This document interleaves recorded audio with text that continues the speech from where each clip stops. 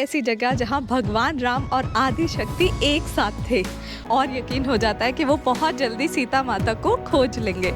एक बार हमें लगा कि हमें वापस जाना चाहिए।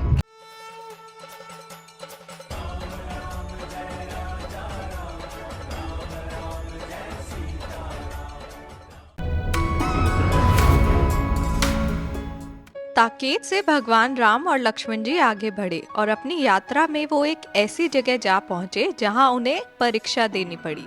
हम भी जा रहे हैं उसी जगह। ताकेत से लगभग 10-12 घंटे की ड्राइव करने के बाद हम पहुंचे महाबलेश्वर। हमें लगभग आइडिया था कि ये स्थान आसपास ही होगा, पर वहाँ के बारे में बहुत कम लोग जानते थे और पहुँचते पहुँचते हमें रात हो गई तो हम महाबलेश्वर में ही रुक गए थे और अगले दिन अपनी सर्च में आगे बढ़े। कुछ गूगल रिव्यू में हमें पता चला कि ये मंदिर प्रतापगढ़ फोर्ट के आसपास है। आखिरकार हमें मंदिर का रास्ता दिखा। रास्ता ऐसा था कि एक बार हमें लगा कि हमें वापस जाना चाहिए क्योंकि मैप, इंटरनेट कुछ भी नहीं था। बट तभी हमें कुछ गांव के लोग दिखे जिन्होंने बताया कि पहाड़ी के ऊपर एक गांव है और वहीं पे मंदिर है और हम पहुंच गए मंदिर। यहाँ पहुंचकर हमें जो प्रसन्नता हुई वो हम आपको बता नहीं सकते। चलिए अब जानते हैं मंदिर के इतिहास के बारे में। ताकेत में जटायु जी का अंतिम संस्कार करने के बाद श्री राम लक्ष्मण जी के साथ आगे बढ़ते रहते हैं और चलते चलते वो एक ऐसी जगह पहुंचते हैं जहां एक बहुत महत्वपूर्ण घटना घटित होती है। पर हैरानी की बात है कि इस घटना के बारे में और इस जगह के बारे में बहुत ही ज़्यादा कम लोग जानते हैं। सच बताऊं तो मुझे खुद समझ नहीं आ रहा कि मैं इस पूरे वाक्य को आपको किस तरह एक्सप्लेन करूं, बट फिर भी एक कोशिश करके देखते हैं। इस वाक्य को समझने के लिए वक्त में थोड़ा नहीं काफ़ी ज़्यादा पीछे जाते हैं, जब महादेव का विवाह माता सती के साथ हुआ था। माता सती के साथ महादेव कैलाश में निवास करते थे और वहाँ पे ध्यान यानी कि मेडिटेशन किया करते थे। एक दिन माता सती ने उनसे पूछा कि आप तो खुद भगवान हो, तो फिर आप किसका ध्यान करते हो, किसका मेडिटेशन करते हो?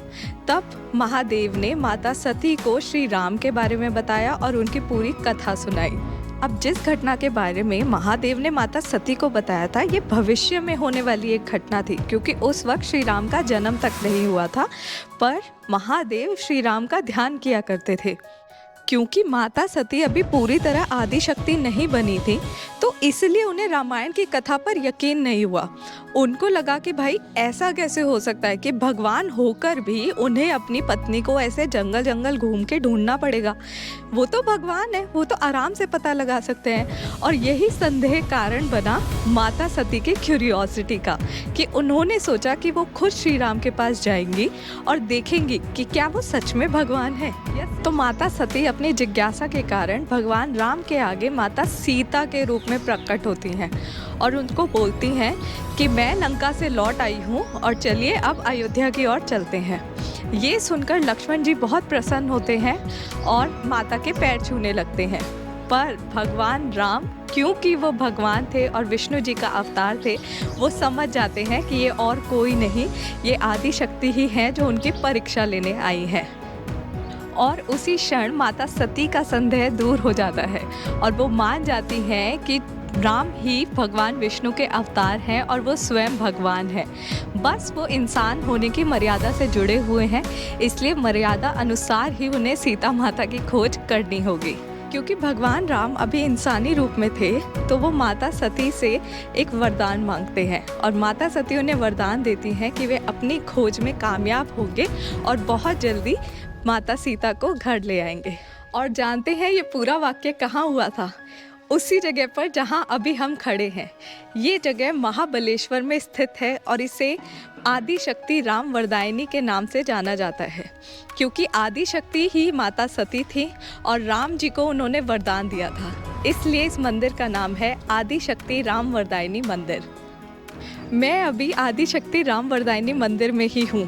हैरानी की बात यह है कि हमारे इतिहास की इतनी महत्वपूर्ण जगह, एक लौती ऐसी जगह जहां भगवान राम और आदि शक्ति एक साथ थे, उसके बारे में लोगों को पता ही नहीं है। ये बात मैंने वीडियो में कई बार बोली है, पर सच में इस जगह के बारे में तो मैंने थोड़ा सा भी किसी के भी मुंह से नहीं सुना है, और इसलिए मैं आपको इस जगह पे आने की ज़रूर सलाह दूंगी। यहाँ का वातावरण इतना पवित्र है, बहुत मन को शांति मिलती है। मंदिर काफी भव्य था और मंदिर के अंदर भीड़ बिल्कुल भी नहीं थी।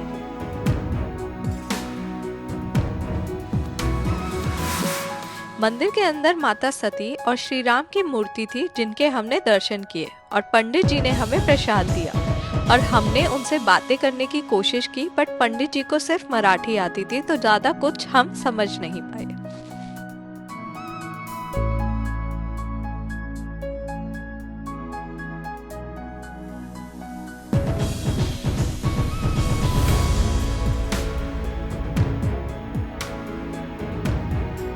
वैसे तो हम घर से बहुत रिसर्च करके आए थे, बहुत सारी किताबों में, बहुत सारी वीडियोस देखकर ही यहाँ पे पहुँचे हैं। यहाँ पहुँचने का रास्ता भी बहुत ज़्यादा कठिन था। बीच में एक वक्त ऐसा आया जब हम सोच रहे थे कि क्या हमें वापस चले जाना चाहिए, बट हम हिम्मत करके यहाँ तक पहुँचे। यहाँ आकर हमने पुजारियों से बात करने की कोशिश की, बट उसमें से कुछ लोगों को सिर्फ मराठी आती थी, तो उनसे हमें ज़्यादा डिटेल नहीं मिली। पर एक यहाँ पे थे पुजारी जिनको हिंदी आती थी।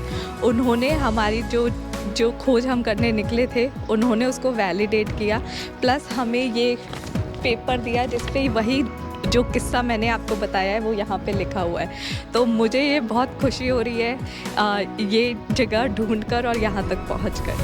अब आदि शक्ति से वरदान प्राप्त करने के बाद भगवान राम को और यकीन हो जाता है कि वो बहुत जल्दी सीता माता को खोज लेंगे, और वो चल पड़ते हैं अपनी खोज में आगे की ओर। तो आप भी हमारे साथ जुड़े रहिए, देखते हैं वो आगे कहाँ जाते हैं और हम भी उनके साथ साथ चलते हैं उनके पीछे। जय श्री राम।